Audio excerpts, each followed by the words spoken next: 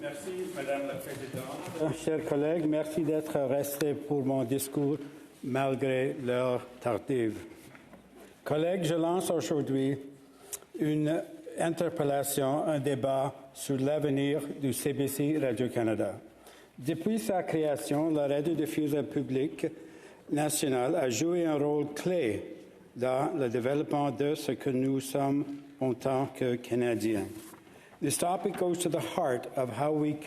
Ce sujet est au cœur de la façon dont nous communiquons et de notre identité en tant que pays. En 1936, lorsque le premier ministre canadien a créé la CBC, cette société est devenue liée à tous les Canadiens. Et voici ce qui est intéressant. À l'époque, la CBC avait été créée en raison de la présence croissante de la pléthore de sources d'information américaines, ce qui nuisait au caractère et à l'identité canadienne. Donc la CBC a été créée pour fournir une plateforme essentiellement canadienne, dont la quintessence était canadienne, une radio, une télévision par des Canadiens, pour les Canadiens, à propos des Canadiens. J'avance qu'aujourd'hui, en 2024, presque un siècle plus tard, avec l'augmentation forte des diffuseurs américains traditionnels et autres, puis les plateformes américaines en ligne et autres, et les réseaux sociaux, le besoin et la nécessité de CBC Radio-Canada sont encore plus fortes qu'auparavant.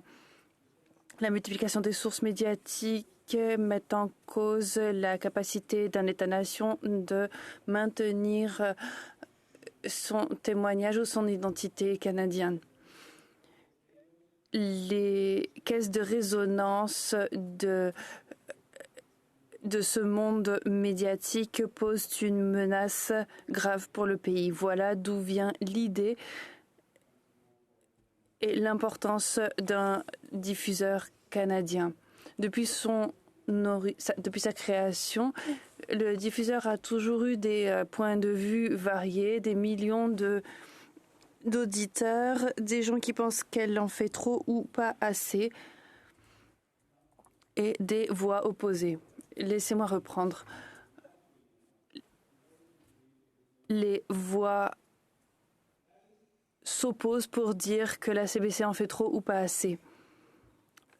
Soit trop blanc, soit trop pluriel, soit trop anglais, soit trop français, soit autochtone, soit trop à droite, soit trop à gauche, soit trop conservateur, soit trop libéral, soit trop woke, soit trop général. On l'a souvent qualifié de radiodiffuseur caucasien. En 2024, la CBC Radio-Canada sont ancrées dans les régions du pays, y compris 27 chaînes de télé et plus de 80 chaînes de radio avec du contenu en anglais, en français et en langue autochtone, honorant des sujets canadiens et internationaux. Sans oublier l'arabe, le punjabi, le chinois, l'espagnol et autres. Ici sont le lien qui connecte les Canadiens des régions rurales et des petites villes au reste de la vaste pays. Les informations locales mettent en lumière les histoires des habitants et ces communautés et permettent à ces communautés de rester connectées à informer grâce à un radiodiffuseur de confiance. In this world of growing... Dans un monde de division et de polarisation, il nous faut trouver tous les moyens possibles pour fortifier la communication entre les personnes et les collectivités. CBC Radio-Canada doivent aller plus loin en ce sens. Autrement, l'isolement à grande échelle et l'instabilité politique nous guettent. En tant que radiodiffuseur national, je dois vous dire que la CBC va devoir rendre des comptes à différents patrons qui auront des priorités divergentes.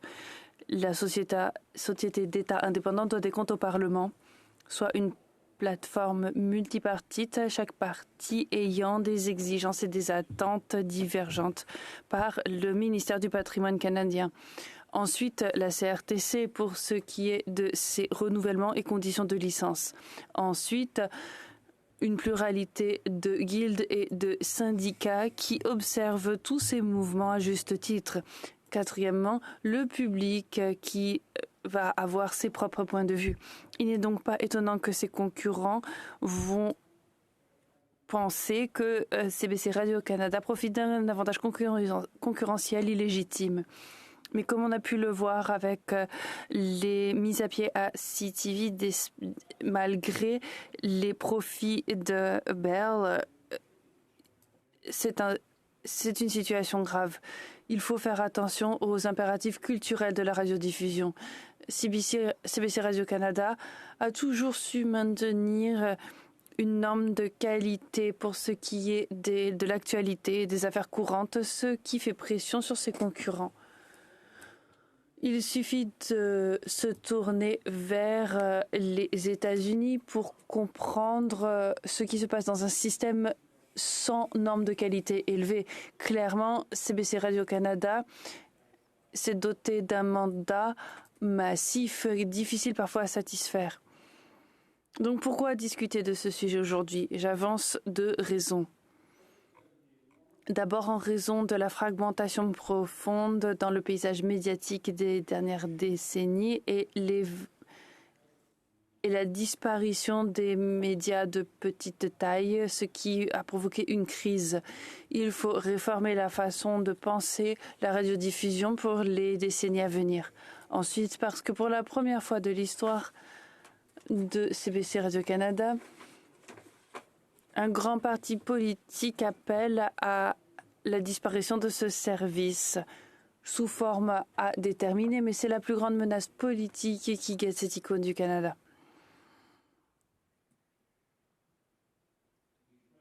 Pour être honnête, je vais paraphraser Mark Twain. Rien ne fixe davantage l'esprit que la perspective de perdre le pouvoir après la prochaine élection. Je pourrais énumérer nos doléances à propos de ce grand service multinational. Je vais peut-être avoir besoin d'un petit peu d'eau, s'il vous plaît. Merci.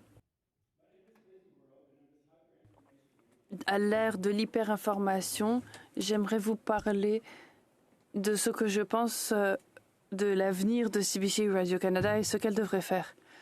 Où aller à partir d'ici? Vers quoi nous diriger?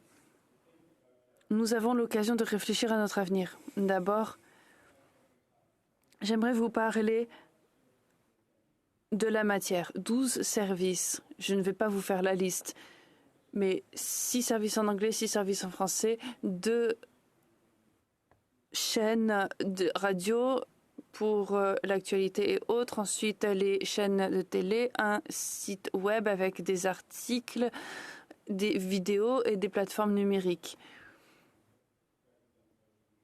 Sans oublier la présence sur les réseaux sociaux. Tout multiplié par 2, l'anglais et le français. La CBC reçoit 1,38 milliard de dollars pour 2023-2024, soit une subvention annuelle fédérale. Le reste lui provient de ses publicités et de ses frais de service. Il faut noter que le Canada fait partie d'un classement des fonds consacrés à ce type d'activité qui correspond à 33 $ par personne par an. Les consommateurs paient des frais séparés à l'instar des chaînes spécialisées comme les chaînes sportives.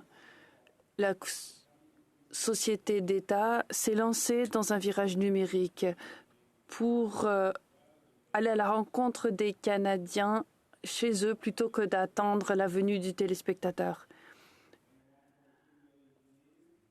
21,3 millions de Canadiens ont accès aux services numériques de CBC Radio-Canada tous les mois. La radio compte aussi beaucoup d'audimat de part et d'autre du pays. Radio-Canada en français rencontre plus de succès que son homologue anglais et joue un rôle culturel important au Québec. Pourquoi? 2 raisons. En Amérique du Nord, le contenu est principalement anglophone, mais le contenu francophone est écouté par davantage de téléspectateurs. Les anglophones ont davantage de choix que les francophones, que ce soit du côté du Canada ou des États-Unis. Il existe peu de réseaux de langue française qui interpellent les publics canadiens. Radio-Canada propose une programmation connue pour sa grande qualité. La question est donc la suivante. Le définancement est-il l'objectif? Les services anglais et français vont-ils être éliminés de la même façon si les services francophones sont maintenus alors que les services anglophones disparaissent? Est-ce que les contribuables anglophones vont subventionner les services aux francophones sans profiter eux-mêmes des mêmes services dans leur langue? Perdra-t-on l'actualité ou le divertissement? Les personnes qui proposent de définancer devraient être claires. J'appelle le gouvernement fédéral de corriger le dossier. On sait que le radiodiffuseur est indépendant du gouvernement élu qui ne peut lui dicter sa marche à suivre ou ce qu'il ne peut pas dire. Ce serait la différence entre un diffuseur public et un diffuseur d'État. Les réclamations sont adressées à un médiateur et à la direction de la société d'État. Le gouvernement élu ne devrait jamais avoir le droit de faire de l'ingérence dans les activités d'une société d'État de radiodiffusion. Appelé à interférer avec la couverture de l'actualité par le radiodiffuseur indépendant. As I wind up, I know you're waiting for those words. Je vais conclure et je sais que vous attendez ces mots. Voici quelques idées. Rendez les licences à la CRTC, augmentez la programmation qui encourage le dialogue, comme tout le monde en parle, et Cross Country Check-up pour que les Canadiens puissent s'entendre mutuellement et s'écouter. Intégrer les actualités régionales dans l'actualité nationale. Permettre à davantage de points de vue d'être entendus, augmenter le nombre de petits bureaux dans les petites villes, que ce soit par des diffuseurs à temps partiel ou des studios de petite taille, accéder au monde entier et proposer des programmes internationaux pour aborder des termes pertinents avec davantage de programmation qui intéressera le monde. Ensuite, un plan de numérisation sur 5 ans pour que tous les programmes puissent être disponibles en ligne et créer une programmation axée principalement sur le monde numérique. Pour conclure, dans le monde d'aujourd'hui, le monde de l'hyperinformation et des réseaux sociaux, un monde de plus en plus polarisé à l'interne et entre les pays, nous devons rapprocher les gens.